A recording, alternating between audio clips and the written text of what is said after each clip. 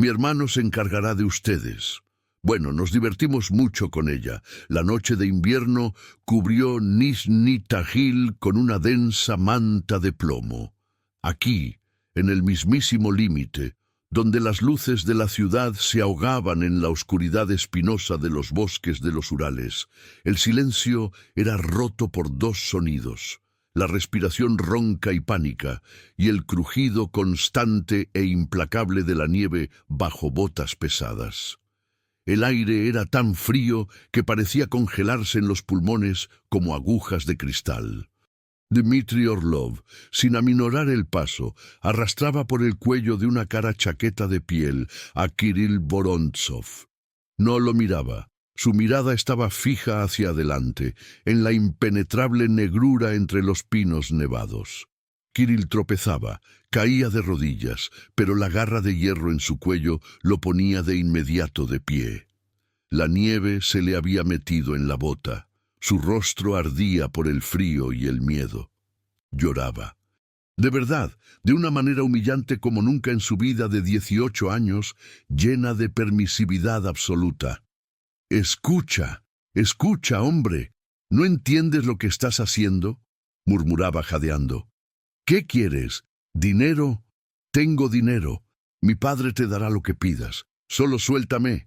Dmitri guardaba silencio. Su silencio era más terrorífico que cualquier grito. Simplemente avanzaba hacia el bosque, arrastrando consigo la fuente de su dolor y su furia. Salieron a un pequeño claro. La luz de la luna, filtrándose a través de las ramas desnudas, arrancaba de la oscuridad el rostro de Kirill, distorsionado por el horror, y el rostro absolutamente pétreo de Dmitri, desprovisto de toda emoción. Kirill hizo un último intento desesperado. Intentó apelar a lo que siempre había funcionado, a lo que lo hacía invulnerable.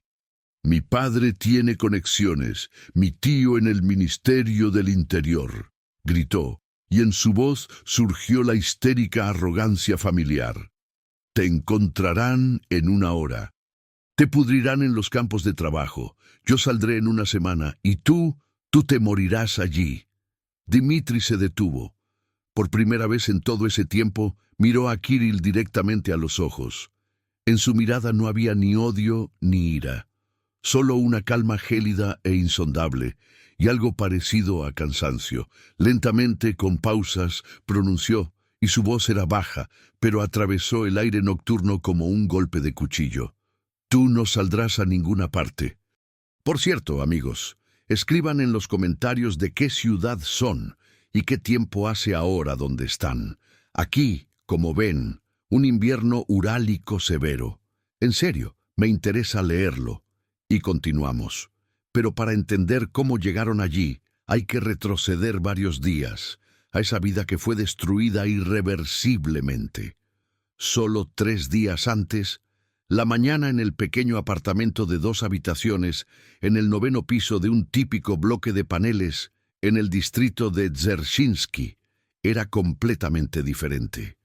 Olía no a pólvora y miedo, sino a huevos fritos, quemándose en la sartén, y a café instantáneo barato.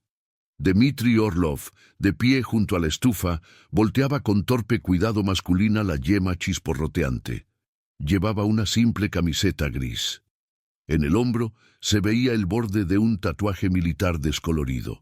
Después de 4 años en la colonia, donde cada día era una lucha por la supervivencia, esta simple rutina cotidiana le parecía la recompensa más alta. De su habitación salió Anya. De 17 años, pero con ojos de niña eterna, iba vestida para trabajar en su taller. Un vestido sencillo, sobre el que se había puesto un suéter cálido. Tarareaba una melodía simple de algún viejo dibujo animado y se arreglaba el pelo recogido en una coleta. «Buenos días, Dima», dijo, y su voz sonó pura y clara en el silencio matutino del apartamento. «Buenos días, Aniuta. Siéntate, ya está casi listo», respondió sin volverse. Su voz, normalmente grave y un poco ronca, siempre se suavizaba junto a ella. Desayunaron en silencio. Por la ventana se extendía el gris paisaje industrial de Nizhny Tagil, chimeneas de fábricas vomitando nubes de humo al cielo bajo e interminables filas de bloques de paneles como el suyo. Pero en su pequeña cocina, con su viejo mueble y el mantel de plástico desgastado en la mesa, reinaba su propio mundo aparte, un mundo que Dmitri juró proteger. No olvides la gorra. «Hace frío fuera», dijo cuando Anya ya se ponía los zapatos en el pasillo. Ella se volvió, sonrió con su sonrisa infantil desarmante y asintió. «Está bien, Dima». Siempre la acompañaba hasta la parada del autobús. Caminaba en silencio, medio paso detrás, observando cómo ella miraba con curiosidad las ramas cubiertas de escarcha o las huellas de pájaros en la nieve fresca. Ella era su ancla, su sentido. Después de volver de lugares donde la vida humana no valía nada, cuidar de esta alma pura e ingenua se convirtió en su única misión. La veía subir al viejo Ícarus traqueteante, agitar la mano desde el vidrio helado, y en su rostro severo aparecía algo parecido a una sonrisa. En ese momento sentía una sensación casi olvidada, frágil, pero real, la felicidad. Aún no sabía que a esa felicidad le quedaban solo unas horas de vida. Al mismo tiempo, en otro distrito de Nizhny Tagil, cortando la grisura de las calles industriales, volaba el 9 Cereza, Bath 2109, un coche raro y de estatus para los estándares de 1989. Regalo de padres que podían permitirse comprar casi todo para sus hijos. Al volante iba Kirill Vorontsov, hijo de un influyente miembro del partido. Manejaba con descuido con una mano, tamborileando con la otra en el volante al ritmo de la música occidental estridente que retumbaba desde la magnetófono de casetes. A su lado, desparramado en el asiento del pasajero, iba Denis Makarov, hijo del director de una de las mayores fábricas de la ciudad. Fumaba un cigarrillo importado, soltando el humo por la ventanilla entreabierta. El aire frío irrumpía en el habitáculo, pero no lo notaban. «¡Aburrimiento!», languideció Denis, sacudiendo la ceniza. «Ciudad fábrica, ciudad tumba, ¿y si vamos al metalúrgico? ¿Alquilamos a alguien? Estoy harto», se torció Kirill. «Siempre las mismas caras. Todas esas chicas del PTI están dispuestas a todo por un paquete de Marlboro». Aburrido. Su mirada se deslizaba por las aceras, por la gente apresurada en sus asuntos, con abrigos grises idénticos y gorros de piel. Los miraba por encima del hombro, como a un fondo, a una masa sin rostro que existía en algún universo paralelo. Él, acostumbrado a obtener todo con un chasquido de dedos, no necesitaba solo una presa. Necesitaba un desafío, emoción, algo que acelerara la sangre en las venas y disipara el aburrimiento asfixiante de esta ciudad provinciana donde era rey. Y entonces la vio.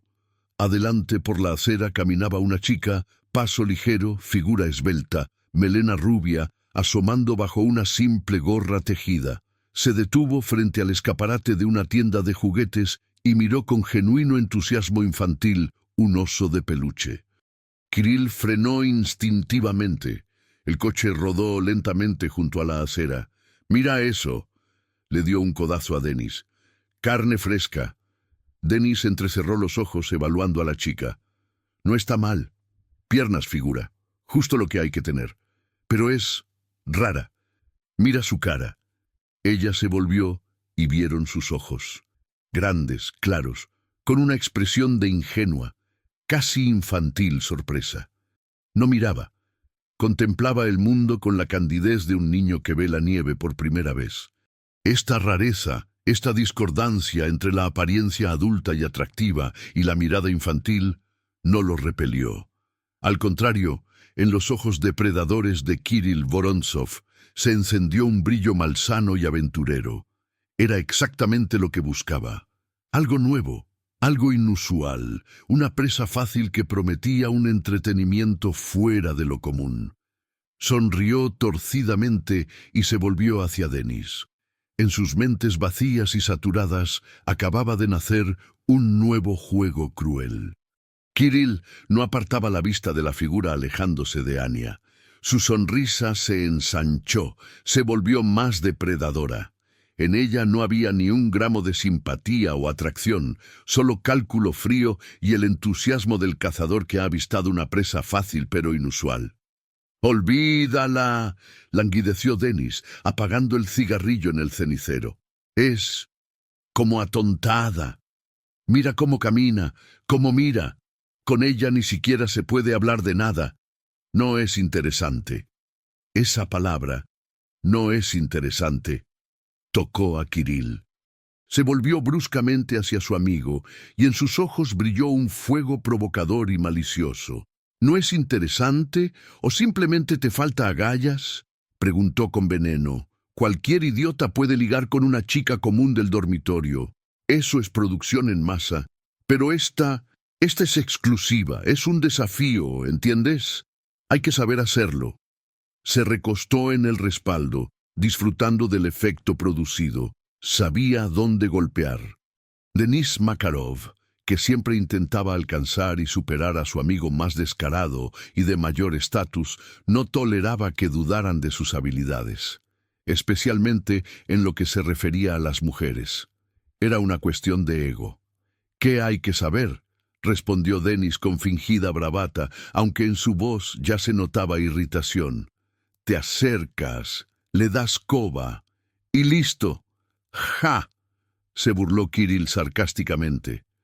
«Pues vamos a comprobar tus hazañas». Hizo una pausa, dejando que las palabras cobraran peso. «Apuesto una caja de Stolichnaya a que no la convences, ni siquiera tú a que no te deja». Usó deliberadamente la expresión más humillante y directa. La apuesta no era sobre seducción, era sobre dominación, sobre romper y someter. Por un instante, en el habitáculo del coche reinó el silencio, roto solo por el rugido del motor. Denis miró por el parabrisas a la calle gris. Sus mandíbulas se apretaron. Rechazar significaba admitir que Kirill tenía razón, admitir su debilidad. Era inconcebible. Él era Denis Makarov. Nadie le decía que no, nunca. Lentamente giró la cabeza hacia Kirill. Su mirada se volvió dura y fría. «Apuesto», cortó. Kirill sonrió victoriosamente. El juego cruel había comenzado. Pisó el acelerador a fondo y el 9 Cereza, rugiendo el motor, arrancó del lugar, llevando a dos jóvenes depredadores en busca de su víctima indefensa. La trampa se cerró, aunque Anya Orlova aún no lo sospechaba siquiera. La tarde caía sobre la ciudad rápidamente, como sucede en diciembre. El cielo pasó de gris a violeta negro, y en las ventanas de los bloques de paneles se encendían uno a uno rectángulos amarillos de luz. Anya Orlova caminaba por el patio nevado hacia su portal. En las manos llevaba con cuidado el magnetófono de casetes de su hermano. Electrónica 302. Lo había recogido de reparación y ahora la llenaba una alegría callada. Había hecho algo importante para Dima. Ya imaginaba cómo se alegraría, cómo escucharían juntos sus casetes favoritas. De repente su camino fue bloqueado por el familiar 9 Cereza. Surgió de la esquina y se detuvo tan cerca que Anya retrocedió.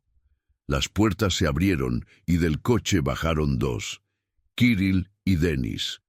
«¡Ahí está nuestra estrella!», exclamó Denis con falsa energía, acercándose a ella. Kirill se quedó un poco atrás, apoyado en el capó del coche, observando con una sonrisa perezosa. «Somos de la televisión», continuó Denis, fingiendo un micrófono con la mano. «Buscamos nuevos talentos para un programa musical.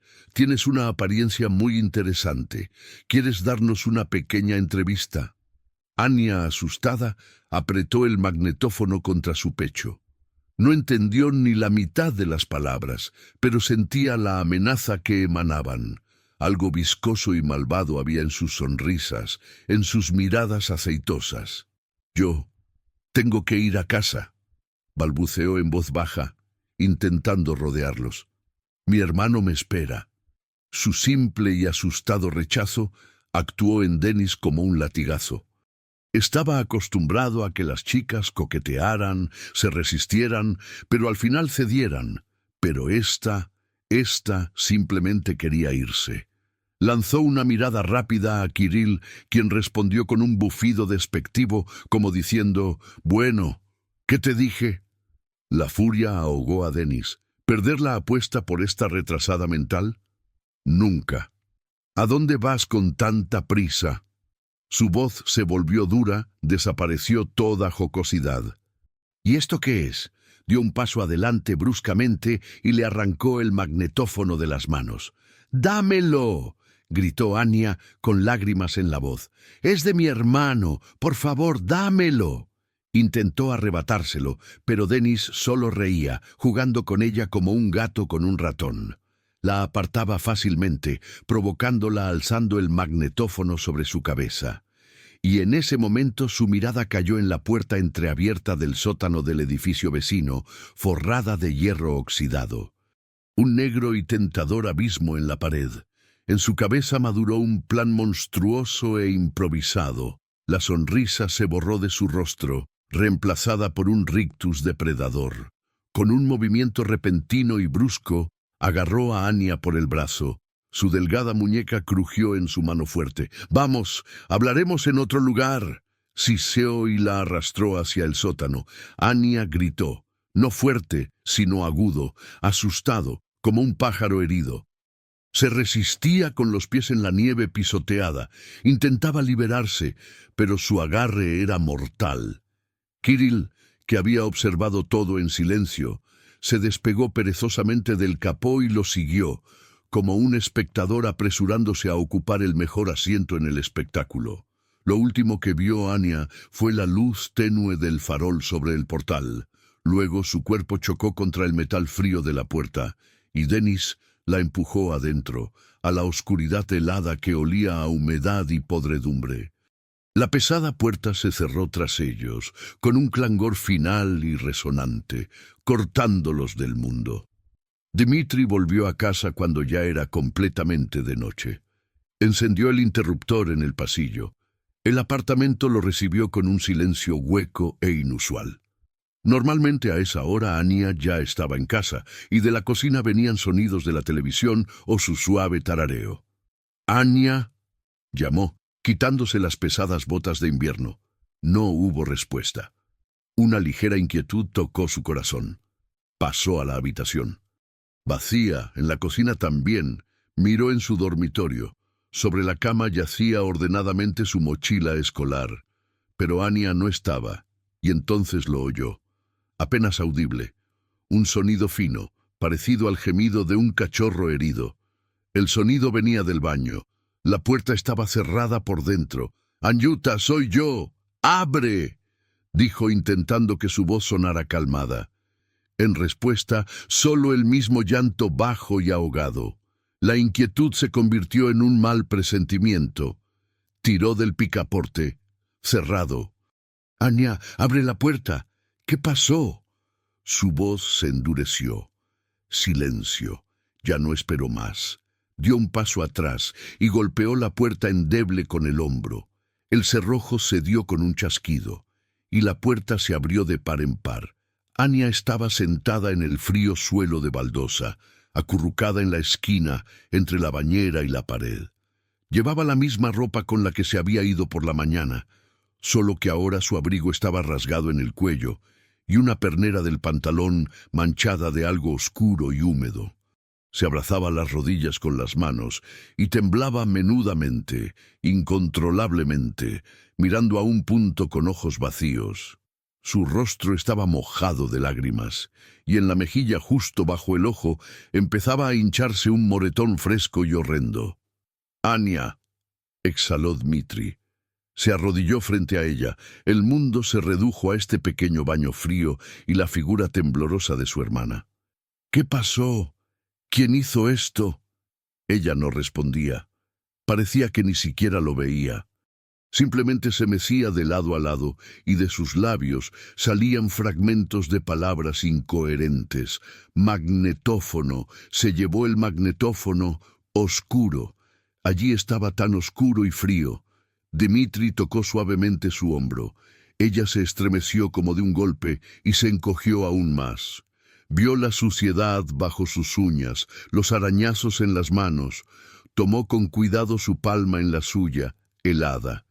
¿Qué magnetófono, Anechka? Cuéntame, por favor. Hablaba en voz baja, casi susurrando, temiendo espantarla, temiendo destruir por completo lo frágil que aún quedaba en su mirada. Y ella habló, no en un relato coherente, sino en un torrente de imágenes rotas y pesadillescas que su mente expulsaba al exterior. 2. Coche cereza. Se reían. Duele. No. Por favor. Dima, me duele. Cada palabra de ella era para Dmitri un golpe en el estómago. Escuchaba y en su cabeza se formaba una imagen monstruosa y repugnante. Miraba su ropa rasgada, el moretón, sus ojos vacíos y el amor cálido y vivo por su hermana, que era el centro de su universo, empezó a congelarse, convirtiéndose en algo distinto, una furia fría como el hielo urálico, negra como la noche sin luna, primitiva. Todo el dolor, todo el horror y todas las humillaciones que ella sufría ahora se concentraban en él, quemando todo lo humano. En ese momento murió Dmitri Orlov, el hermano que intentaba empezar una nueva vida. Y nació otro, implacable y determinado, que ya sabía lo que había que hacer. La acostó en su cama, cubriéndola con la manta hasta el mentón.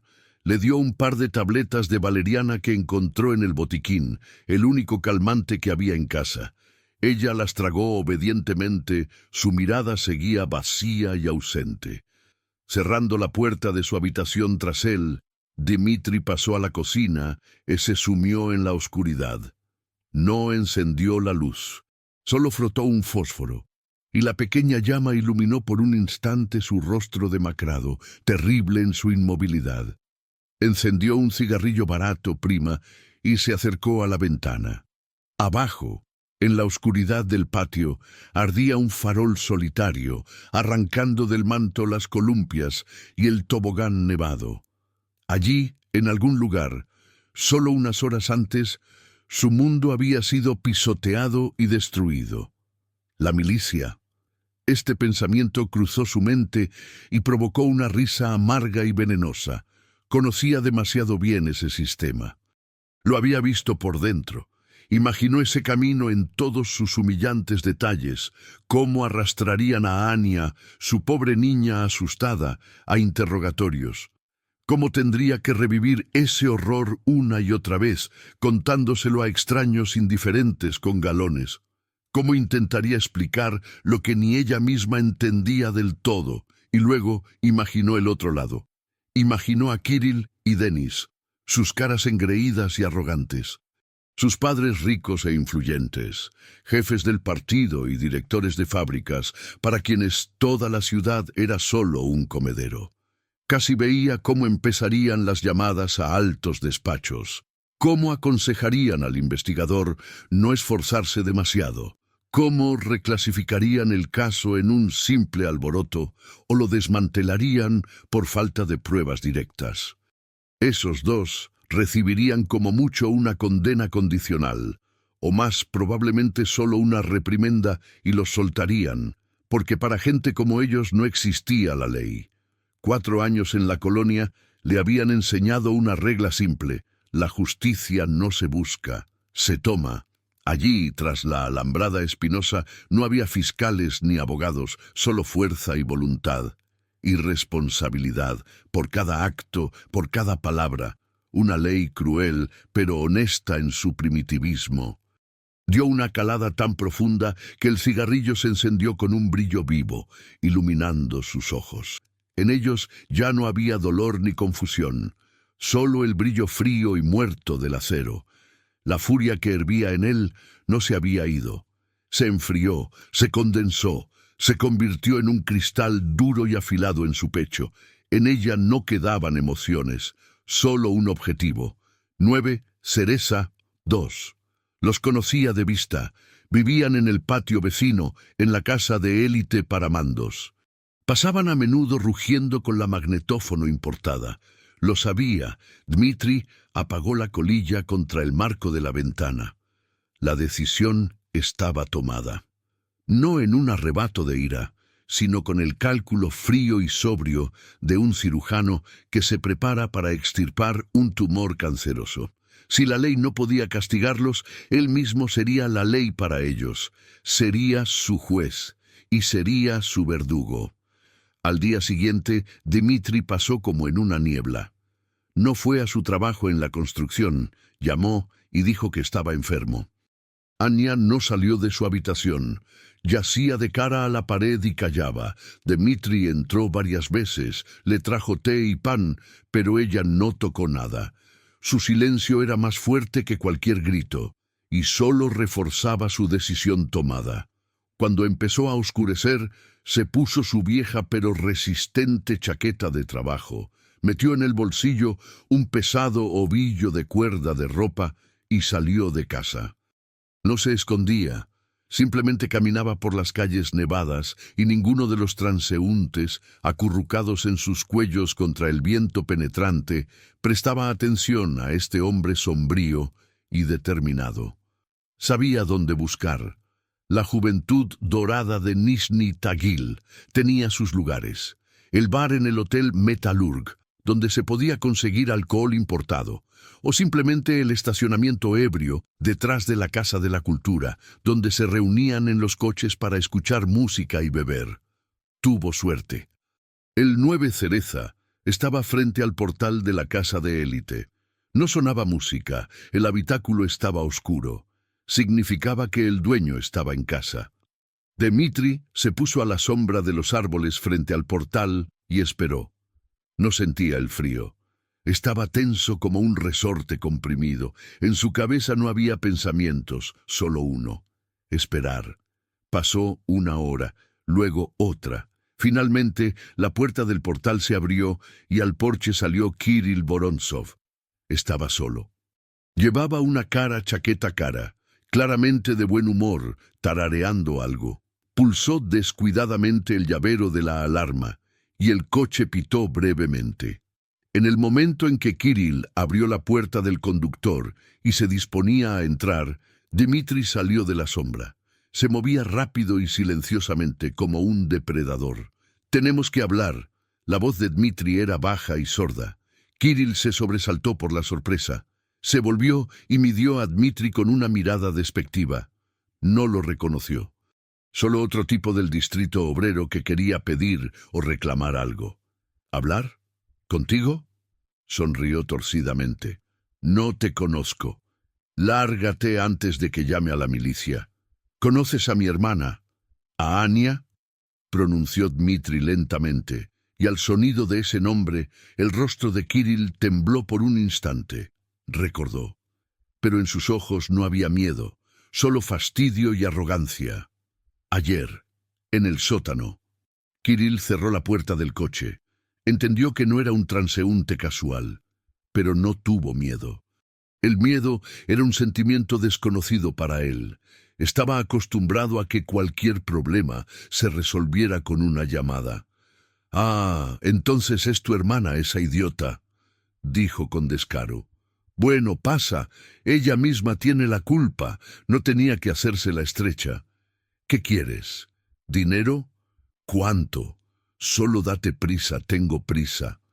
Dmitri lo miraba y en su alma no se movió nada excepto un desprecio gélido. Este chico ni siquiera entendía la profundidad de lo que había hecho. Para él, era solo un episodio molesto. «No quiero tu dinero», dijo Dmitri. «Quiero que respondas por lo que hiciste». Kirill se rió. Fuerte, sinceramente, como si hubiera oído un chiste excelente. «¿Responder? ¿Ante mí? ¿Y tú quién eres?» Le pinchó el pecho con el dedo. «Sabes quién es mi padre, quién es mi tío. Una llamada, y te enterrarán tan profundo que nadie te encontrará nunca. Así que mi consejo, olvídalo si quieres vivir. Di que a tu hermana no le tuvo suerte». Fin. Conversación terminada.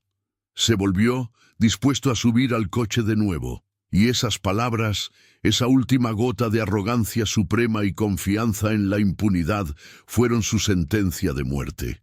Dmitri dio un paso adelante. En el instante siguiente, el mundo para Kirill Vorontsov se redujo a un dolor agudo que le atravesó el cuello. No tuvo tiempo ni de gritar ni de volverse.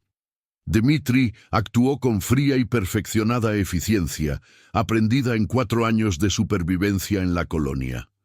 Un golpe preciso con el canto de la mano en la arteria carótida, y el cuerpo de Kirill se aflojó. Antes de que cayera, Dmitri lo sostuvo, lo arrojó al asiento trasero del 9 y se sentó al volante. Las llaves estaban en el contacto. Salió del patio lentamente, sin violar las normas, como un conductor cualquiera. Nadie le prestó atención. Condujo el coche lejos del centro, hacia las afueras industriales. Allí donde terminaban los barrios residenciales y empezaban las franjas boscosas nevadas que rodeaban Nizhny Tagil en un anillo denso. En el habitáculo olía a perfume caro y cuero. En el tablero parpadeaban las luces de la magnetófono japonesa. Este mundo era ajeno para Dmitri, el mundo del lujo comprado con el trabajo ajeno, el mundo que había parido a seres como el que yacía inconsciente en el asiento trasero. Kirill recobró el conocimiento cuando el coche ya había salido de la carretera y se adentró en el bosque. Se incorporó, sacudiendo la cabeza, sin entender dónde estaba. Al ver al sombrío perfil de Dmitri al volante, lo comprendió todo. Pero incluso entonces, su primera reacción no fue una súplica, sino furia y amenazas. Fue precisamente entonces, en el silencio gélido del bosque nevado, bajo la luz indiferente de la luna, cuando ocurrió esa misma conversación con la que comenzó nuestra historia. Kirill gritaba sobre conexiones, sobre su tío en el Ministerio del Interior, prometía pudrir a Dmitri en los campos de trabajo, y Dmitri, sacándolo del coche, simplemente lo arrastraba más adentro del bosque, sin escuchar. Se detuvo junto a un pino grueso y solitario, sacó la cuerda del bolsillo, y entonces, por primera vez, en los ojos de Kirill apareció un verdadero terror animal.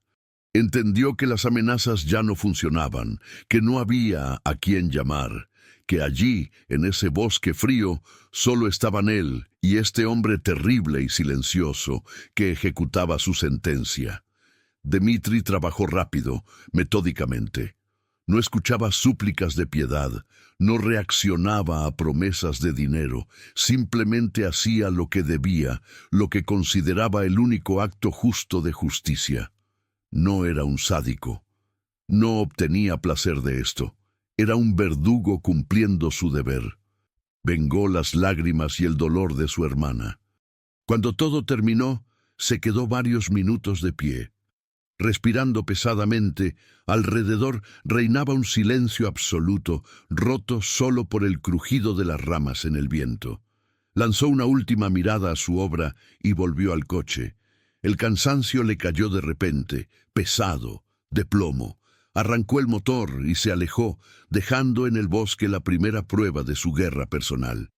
Ya habiendo recorrido varios kilómetros, metió la mano en el bolsillo de la chaqueta y se heló. Los bolsillos estaban vacíos. Los registró febrilmente. Luego el habitáculo del coche, su reloj de pulsera electrónica, un reloj simple y barato. La única cosa que le quedaba de la vieja vida había desaparecido. Recordó cómo manipulaba la cuerda, cómo el brazalete pudo engancharse.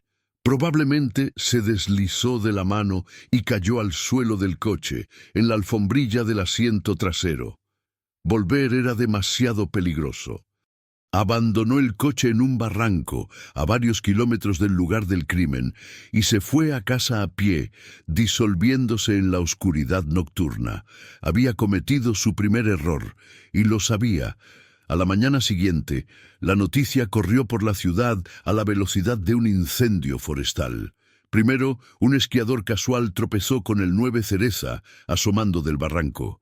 El grupo operativo llegado al lugar identificó rápidamente al dueño, Kirill Vorontsov. Y ya una hora después, peinando los alrededores, uno de los milicianos hizo un hallazgo terrible en la franja boscosa. Al lugar del crimen acudió todo el mando de la milicia de la ciudad. La noticia de que la víctima no era un chico cualquiera, sino el sobrino de un alto jefe del Ministerio del Interior regional, le dio al caso un estatus especial al instante. El teléfono en el despacho del jefe de la UVD sonaba sin parar. La exigencia era una: encontrar y castigar, en el menor plazo posible. La inspección del lugar del crimen dio poco. Era obvio que el asesinato era un acto de venganza. Cruel, demostrativos. ¿Pero por qué? Los investigadores que examinaban el coche abandonado trabajaron con especial meticulosidad y su esfuerzo fue recompensado. En la alfombrilla de goma, junto al asiento trasero, casi invisible en la penumbra del habitáculo, yacía un reloj de pulsera masculino, un modelo simple y masivo electrónica. Los familiares interrogados declararon unánimemente: Kirill nunca tuvo un reloj así. Solo llevaba importados caros. Era la primera pista seria, un objeto perdido por el asesino, una prueba que podía llevar hasta él. La investigación giró a toda velocidad. Comenzaron los interrogatorios de amigos y conocidos de Kirill. El primero en la lista era su amigo más cercano, Denis Makarov. Pero cuando los operativos llegaron a su casa, los recibió una madre llorosa que justamente se disponía a ir a la milicia a declarar la desaparición de su hijo. Según ella, Denis no aparecía en casa desde casi un día. La noche anterior había salido a alguna parte y desde entonces nadie lo había visto. En los investigadores nació al instante una versión: ¿y si fue Denis Makarov quien se deshizo de su amigo? Quizás discutieron por algo, una chica, dinero, drogas, y ahora simplemente huyó. La versión parecía lógica, salvo por un detalle: la salvaje crueldad ritual del asesinato. Pero, tras hablar con conocidos de Denis, los detectives descubrieron que bajo la máscara de Playboy se escondía un hombre extremadamente irascible e implacable. Podía levantar la mano a una chica, humillar a un débil, así que la versión no era tan fantástica. Comenzaron las búsquedas de Denis Makarov, y mientras tanto, en su oscuro apartamento, estaba sentado Dmitry Orlov. Oía el aullido de las sirenas, veía el destello de las luces intermitentes en el patio. Sabía que habían encontrado al primero y sabía que su trabajo aún no había terminado. Uno estaba castigado, pero eran dos. La noticia de que Denis Makarov había desaparecido y ahora era el principal sospechoso del asesinato de su propio amigo llegó a Dmitry en fragmentos de conversaciones en el portal. Estaba junto a la ventana de su cocina y veía cómo los operativos de civil interrogaban a las abuelitas en el banco. Buscaban a Denis y él también buscaba a Denis, pero sus objetivos eran diferentes. Esta noticia no le trajo alivio. Al contrario, lo espoleó. Ahora tenía aún menos tiempo. Entendía que tarde o temprano la milicia encontraría a Makarov, y entonces para salvar su pellejo, podría contarlo todo. O simplemente lo arrestarían y quedaría fuera del alcance de la justicia de Dmitry. No, debía llegar a tiempo. Ya no era el hermano roto y afligido. Esa parte de su personalidad se había quemado por completo aquella noche en que vio los ojos vacíos de Anya. Ahora era un cazador, frío, calculador, impulsado por un único objetivo. Se puso su chaqueta oscura y salió de nuevo a la ciudad, pero ahora se movía de otra manera. No simplemente caminaba, se deslizaba por las calles como una sombra, fundiéndose con la multitud gris. Su mirada no vagaba, arrancaba de la corriente de coches los 9 Cereza. Escaneaba los rostros de los transeúntes. Sabía que Denis probablemente se había escondido. Tenía miedo. Pero Dmitri también conocía la naturaleza de esa gente. Su miedo era breve. Pronto lo reemplazaba la autoconfianza y la fe en que esta vez también todo saldría bien. Makarov no podía quedarse eternamente entre cuatro paredes. Necesitaba beber, socializar, sentirse amo de la vida. Dmitri pasaba metódicamente por sus antros. El bar Metallurg, la sala de billar, el apartamento de uno de sus amigos comunes, donde a menudo se emborrachaban. No entraba. Simplemente esperaba afuera, en los fríos y oscuros portales, horas enteras vigilando la entrada. Se convirtió en paciencia encarnada. El frío le calaba los huesos, pero no lo notaba. Lo calentaba por dentro su resolución gélida. Todo el día transcurrió en vano. Denis se había evaporado, pero cuando la ciudad se sumió de nuevo en el crepúsculo, la intuición llevó a Dmitri a la casa misma de Makarov. No creía que hubiera vuelto a casa, donde seguramente lo esperaba una emboscada, pero algo lo obligó a quedarse en el parque nevado de enfrente, y no se equivocó. Alrededor de las 9 de la noche, del portal se deslizó una sombra rápida, capucha bajada sobre los ojos, cuello subido. La persona cruzó rápidamente el patio y se dirigió al kiosco comercial en la esquina. Se movía nervioso, mirando a los lados. Pero incluso en esos movimientos inquietos, Dmitri lo reconoció: Denis Makarov. Al parecer, se le habían acabado los cigarrillos o la bebida, y arriesgó una salida corta. Dmitri no se movió, no corrió tras él. Simplemente observaba cómo su segunda víctima compraba algo en el kiosco y volvía tan rápido. El corazón de Dmitri no latía más rápido en el pecho. Estaba absolutamente calmado. El cazador había rastreado a su presa. Solo quedaba esperar el momento adecuado para el golpe. Denis Makarov cruzó el patio casi corriendo. En la mano apretaba la botella de vodka comprada en el kiosco. El miedo que lo había perseguido todo el día empezaba a retroceder, reemplazado por bravata ebria. A Kirill lo mataron, pero a él, Denis, lo buscan solo como testigo o quizás como sospechoso. Se esconderá y luego papá lo arreglará todo, como siempre. Ya casi llegaba a su portal cuando de la oscuridad justo frente a él surgió una figura: Dmitri. Denis se paralizó. La botella se le escurrió de los dedos debilitados y cayó en la nieve con un golpe sordo. Reconoció ese rostro que vio de pasada aquella noche cuando arrastraban a Anya al sótano, el rostro del hermano. «Tú», solo pudo exhalar.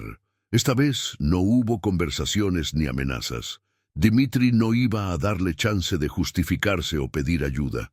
Se lanzó adelante. Denis intentó gritar, pero la palma de Dmitri, dura como piedra, le tapó la boca. Se entabló una breve y fiera lucha, pero las fuerzas no eran iguales. Denis era un playboy mimado. Dmitri, un hombre forjado en la dura escuela de supervivencia. En un minuto, todo terminó. Dmitri, respirando pesadamente, arrastraba el cuerpo flácido de Denis a través del patio. No lo llevó al mismo sótano. Sería demasiado arriesgado. Pero encontró otro idéntico, con pesada puerta de hierro, oscuridad de velas y olor a moho y podredumbre. Quería que lo último que viera y sintiera ese bastardo fuera lo mismo que sintió su hermana. Lo arrastró adentro, y la pesada puerta se cerró tras ellos con un chirrido, sumiéndolos en tinieblas absolutas. Lo que ocurrió después, en esa oscuridad helada y fétida, lo sabía solo Dmitri. Actuó según el mismo guión terrible que ya había representado en el bosque. No sentía ni piedad ni dudas. Era un cirujano extirpando la segunda parte del tumor que envenenaba el mundo. Metódica e impasiblemente ejecutaba la sentencia que les había dictado a ambos. Cuando salió del sótano media hora después, estaba completamente vacío. El fuego de la venganza que lo había consumido por dentro los últimos 2 días se apagó. No sentía ni satisfacción ni alivio, solo un vacío resonante y muerto. Su guerra había terminado, había vengado, había hecho lo que debía. Ahora le daba igual lo que viniera después. Lentamente se dirigió hacia su casa sin mirar atrás. La sombra de un hombre que ya no tenía propósito en la vida. Pasaron 2 días. La ciudad parecía empezar a calmarse, pero era la calma antes de la tormenta. Al tercer día, tras la desaparición de Denis Makarov, llegó una llamada a la milicia. 2 niños, jugando al escondite, se metieron en el sótano de uno de los edificios en las afueras y tropezaron con algo terrible. El grupo operativo llegado al lugar entendió al instante que sus peores temores se habían cumplido. A la luz tenue de las linternas vieron el cuerpo.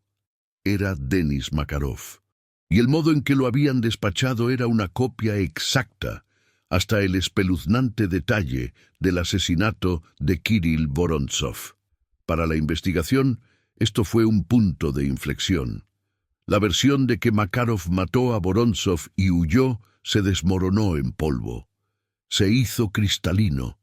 En la ciudad actuaba una sola persona.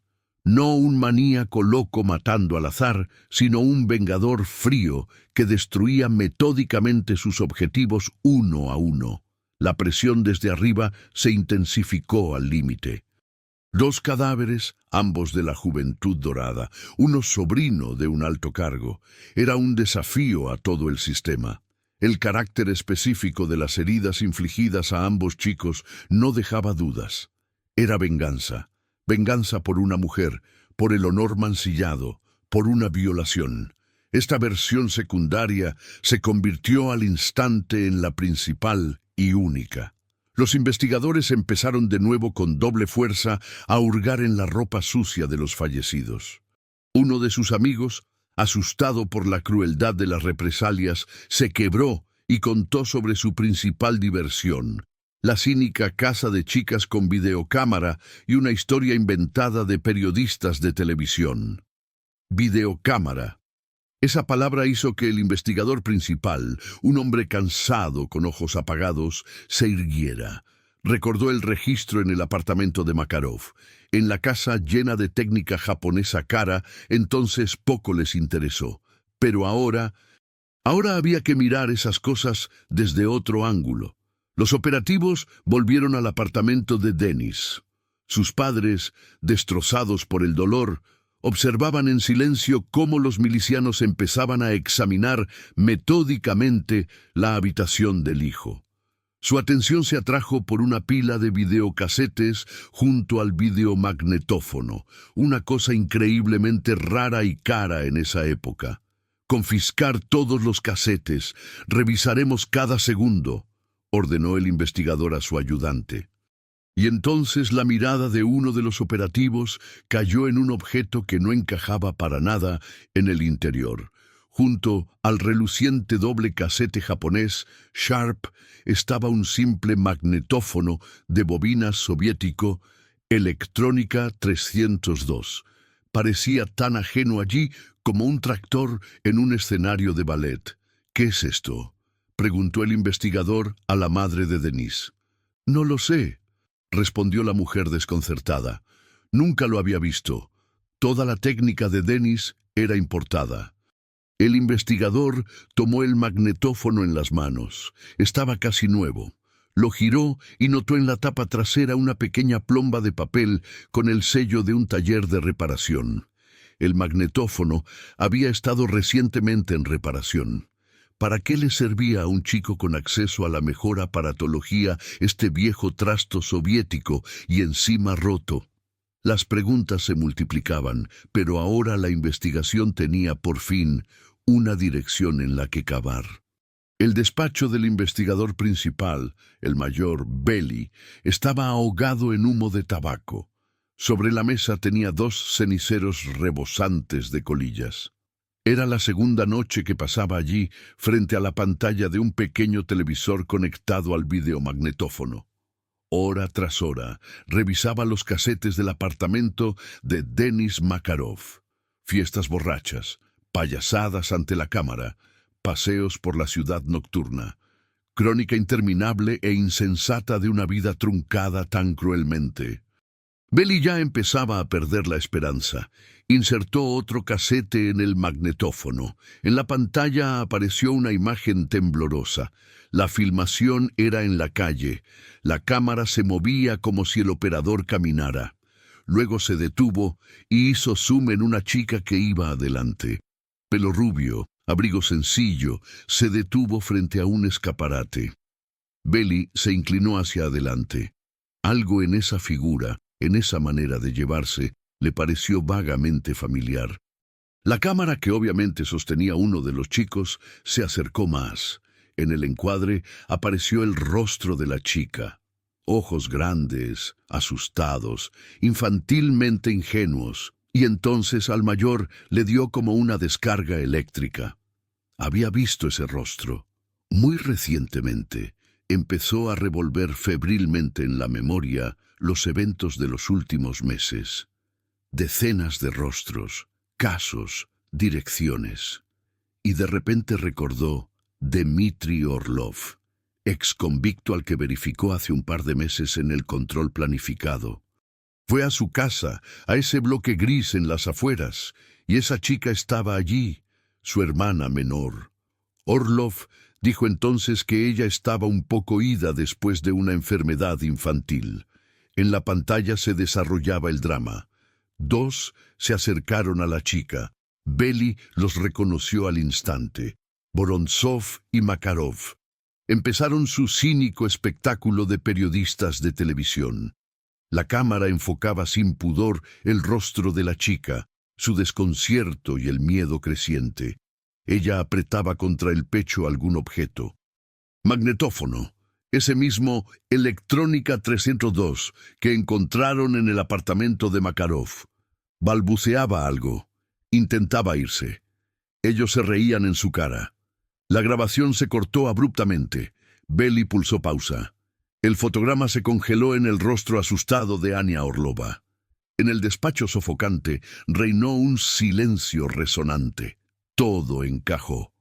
Cada detalle del rompecabezas cayó en su lugar con un chasquido ensordecedor. Venganza por una mujer. Ahí estaba esa mujer, víctima de su cruel diversión. Magnetófono. Se lo quitaron, y uno de ellos, Makarov, por alguna razón lo llevó a casa dejando a los investigadores la llave del enigma. Reloj. Reloj barato. Electrónica, encontrado en el coche de Vorontsov. Reloj de un obrero simple, no de un playboy. Reloj de alguien como Dmitry Orlov. Y finalmente, el mismo Orlov hermano. Hombre que cumplió por robos y agresiones. Hombre que no cree en la justicia oficial. Hombre capaz de todo para proteger al único ser querido. Motivo, oportunidad, carácter, todo apuntaba a él. El mayor Belly se levantó lentamente. El cansancio desapareció como por arte de magia. En su lugar vino una certeza fría y clara. Sabía quién era el asesino. Solo quedaba obtener pruebas. Y sabía cómo hacerlo. Sabía el punto más débil de Dmitry Orlov. Al día siguiente, el mayor Belly no fue directamente a casa de Dmitry Orlov. Sabía que probablemente se cerraría y callaría. No tenía pruebas directas, solo coincidencias indirectas. Decidió abordarlo por otro lado. Fue a un pequeño taller de souvenirs en el territorio de una de las fábricas, donde, según los documentos, trabajaba Ania Orlova. La encontró en la esquina lejana del taller. Estaba sentada a la mesa pintando concentradamente una figura de madera de Ded Moroz.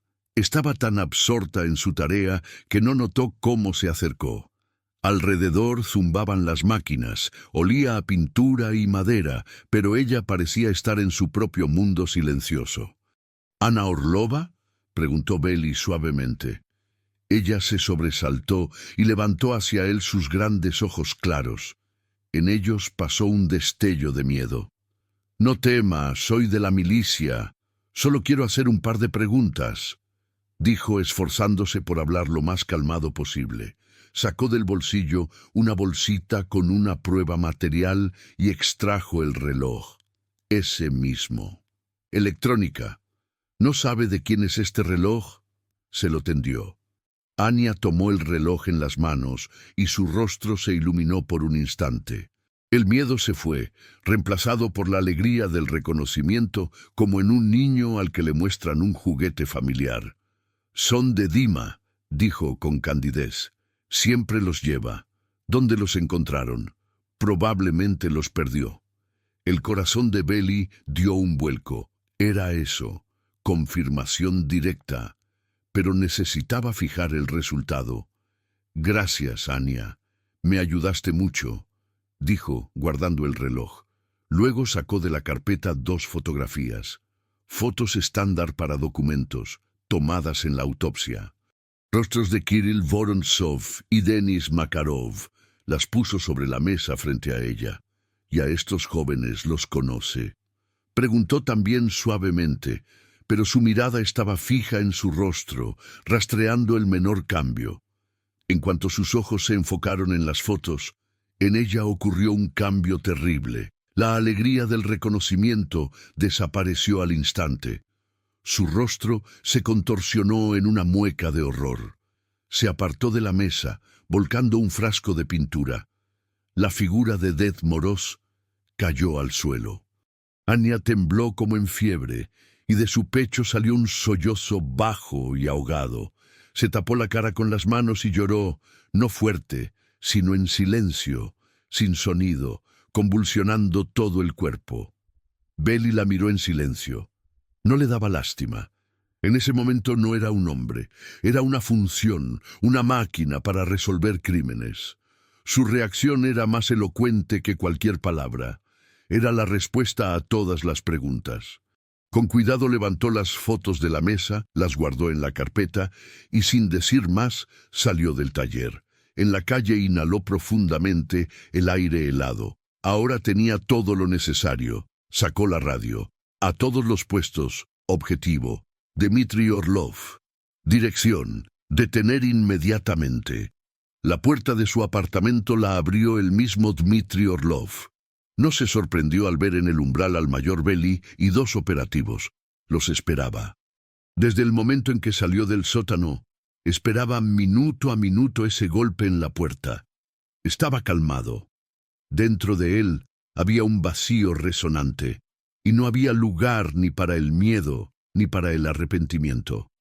«Orlov Dmitry Igorevich», pronunció Belly oficialmente. «Está detenido por sospecha de doble asesinato. Venga con nosotros».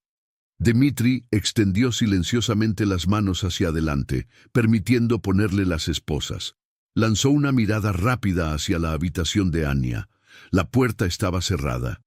«Al menos a ella no la verán», pensó.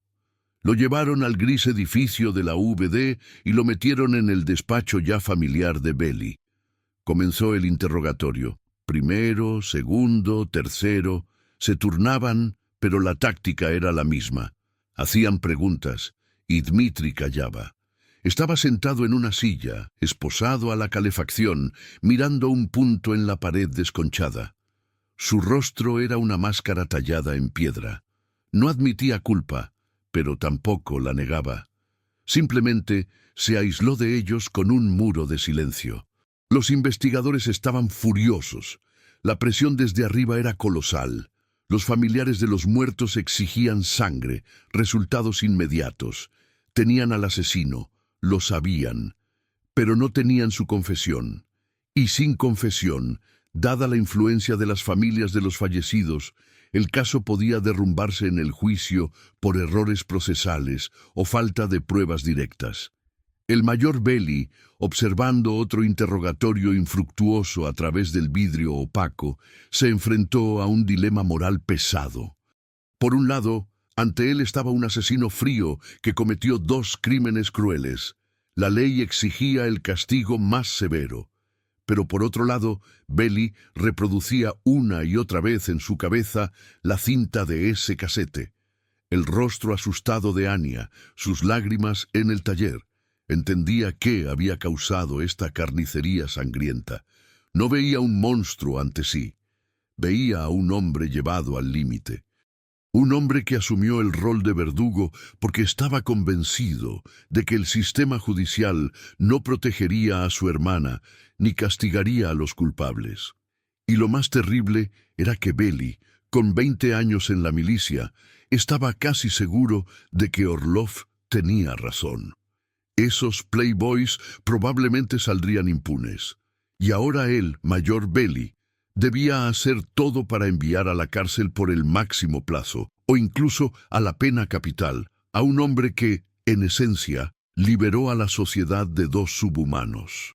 En su alma luchaban el deber y la conciencia, y no sabía cuál debía vencer. Pasó otra noche. Dmitri seguía sentado en el despacho, esposado a la calefacción. No dormía, no comía, no bebía. Simplemente existía. El mayor Beli entró solo, sin operativos, sin gritos. Parecía cansado, casi tan vacío como el mismo Dmitri. Silenciosamente se acercó a la mesa, se sentó enfrente, puso un paquete de cigarrillos y una caja de fósforos. «Fuma», dijo en voz baja. Dmitri no se movió. Beli lo miró varios segundos largos y pesados. Luego suspiró y habló también en voz baja, pero cada palabra daba en el blanco. «Lo sabemos de tu hermana, Orlov, de Anya. Encontramos el casete. Sabemos lo que le hicieron». Dmitri, inmóvil hasta entonces como una estatua, se estremeció levemente. Su nuez de Adán se movió.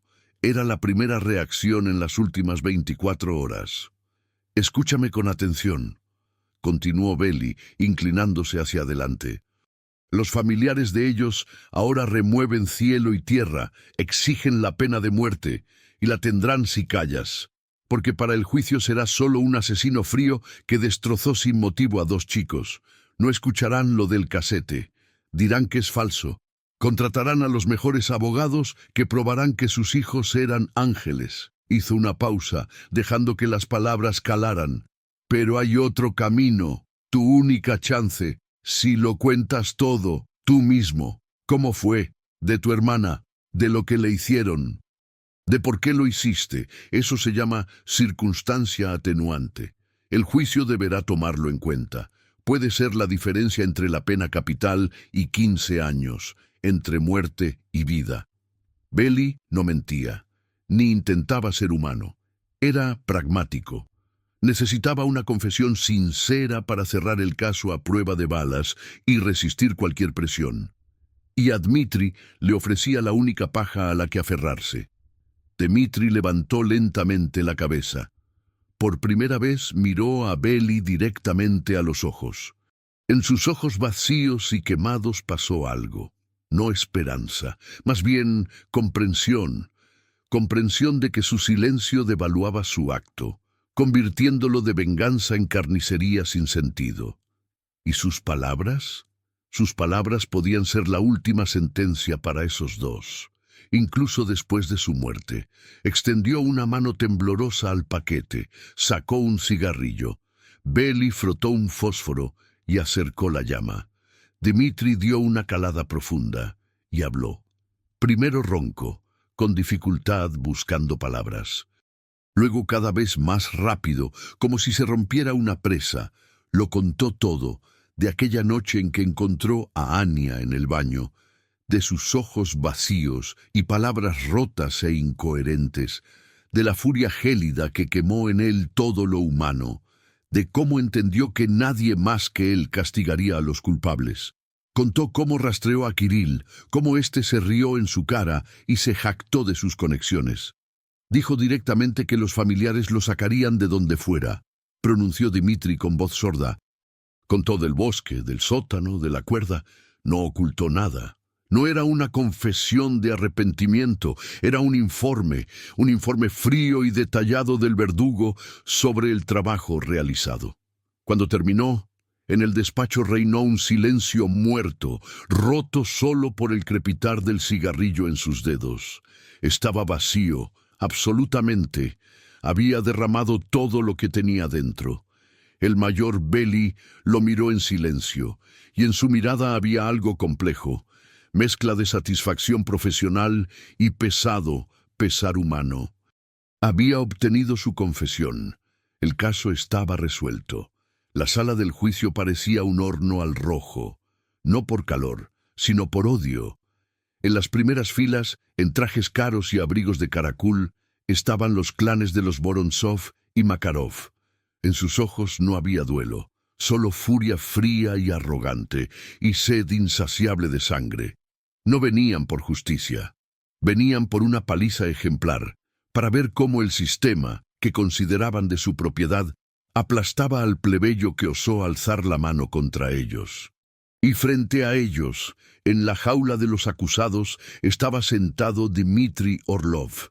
Delgado, demacrado por meses en el aislamiento investigador, parecía una sombra de sí mismo. Pero en su mirada no había ni miedo ni arrepentimiento. Miraba a través de las paredes, a través de la gente, y parecía que todo lo que ocurría no le concernía en absoluto. Tras bastidores de este proceso judicial se libraba una guerra invisible pero encarnizada. Los influyentes familiares de los fallecidos activaron todas sus conexiones, todos los mecanismos. Llegaban llamadas a los despachos del juez y el fiscal con recomendaciones inequívocas. La exigencia era una: ultimátum, solo la medida máxima, fusilamiento y nada más. Para ellos era cuestión de principio, de preservar su estatus de amos de la vida. El fiscal, pálido y sudoroso, leía la acusación, exigiendo para Orlov la medida excepcional de castigo. El abogado estatal balbuceaba algo incoherente sobre estado de afecto, pero nadie lo escuchaba. Todos esperaban solo una cosa: la palabra final del juez. Pero era una época extraña. Finales de los 80, cuando el viejo sistema soviético con sus ideales, aunque a menudo hipócritas, ya crujía por las costuras, y el nuevo de mercado, donde todo lo decidían dinero y conexiones, aún no había triunfado por completo, y entonces no todo se vendía y compraba todavía.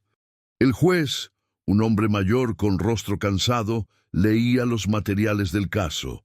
Leyó también la confesión de Dmitri. Con voz seca y monótona, enumeró todo lo que Vorontsov y Makarov hicieron con una chica de 17 años en un sótano oscuro y sucio. En la sala reinó por unos instantes un silencio muerto. Incluso en los rostros de los familiares pasó algo parecido a desconcierto.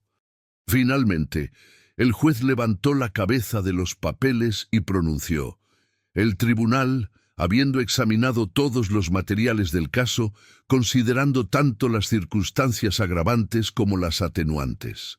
Hizo una pausa, y en la sala se hizo tan silencio que se oía el chirrido de la pluma en manos de la secretaria. Condena a Orlov Dmitri Igorevich a 15 años de privación de libertad, con cumplimiento en colonia de régimen estricto. El silencio sepulcral fue roto por un grito furioso, casi animal, de la madre de Kirill Vorontsov. Se levantó un alboroto, llovieron amenazas al juez. Las familias no podían creerlo. El sistema falló. Su poder no era absoluto, y Dmitri ni se inmutó. Solo cerró los ojos por un instante, como aceptando un hecho hace tiempo conocido. Su juicio personal había terminado hace mucho. Y esto era solo una formalidad. Cuando la escolta lo llevó a la salida, no miró atrás. Pasaron los años. Las paredes de la colonia de régimen estricto en la taiga urálica se convirtieron en el nuevo hogar de Dmitri Orlov. No buscaba amigos, no se metía en conflictos, no intentaba ocupar un lugar en la jerarquía carcelaria. Simplemente trabajaba, comía, dormía, existía. Cumplía su condena con la misma calma pétrea con la que una vez dictó su propia sentencia. De los 15 años medidos por el tribunal, cumplió 12. Por buen comportamiento y duro trabajo en la tala de bosques, salió en libertad condicional anticipada. En un frío día otoñal, Las puertas de la colonia se abrieron y él pisó un mundo nuevo y ajeno. Volvió a Nizhny Tagil, pero quien lo motivó a todo, cuyo rostro distorsionado por el dolor estuvo ante sus ojos todos esos largos 12 años, no lo esperó. Ania Orlova murió 2 años después del juicio. Versión oficial: accidente.